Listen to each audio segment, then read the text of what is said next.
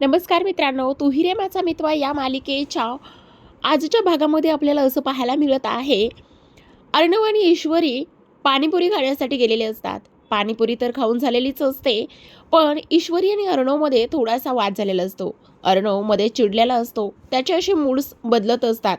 त्यामुळे ईश्वरी त्याला म्हणत असते, सर आत्ताच आपण पाणीपुरी खाल्लेली आहे आणि त्या पाणीपुरीची चव आपल्या जिभेवर आहे, आंबट गोड तिखट. तोपर्यंतच आपण एकमेकांना गुड बाय करूयात. मी पाणीपुरीचे पैसे देऊन येते.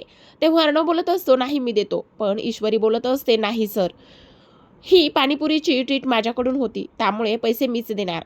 असं म्हणून ती पैसे द्यायला जाते आणि तिचा पायच एका दगडावरून निसटतो. तिचा तोल जाणार आणि ती खाली पडणारच तेवढ्यात अर्णव तिचा हात धरतो आणि ईश्वरी सुद्धा अर्णवच्या हाताला आधार म्हणून धरत असते. तेव्हा मात्र ईश्वरीला एक वेगळीच फिलिंग येत असते, तर अर्णव पकडलेल्या हाताकडे त्याचं लक्षच नसतं. फक्त आणि फक्त तो ईश्वरीकडेच पाहत असतो. पाहता क्षणी तो तिच्याकडे पाहतो आणि म्हणत असतो, नको जाऊस. तेव्हा ती त्याच्याकडे पाहते आणि इथंच खूप सुंदर सॉन्ग प्ले झालेलं असतं. अर्णव तिला म्हणत असतो, तू रिझाईन केलंयस, पण मला खूप अस्वस्थ वाटत आहे. तुझी नको असलेली बडबड मला कधी काळी सहन होत नव्हती, पण मला आत्ता ती हवी हवीशी वाटत आहे. तुझ्याकडे मी खेचला जातोय. तुझ्याबद्दल असलेली ओढ माझी वाढत जाते.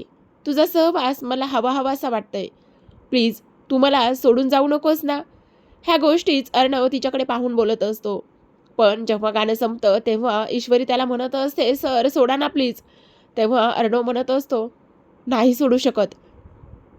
तू नको ना सोडून जाऊस मला. तेव्हा ईश्वरी पुन्हा म्हणत असते, सर तुम्ही प्लीज सोडा ना, माझा हात पकडलेला आहे.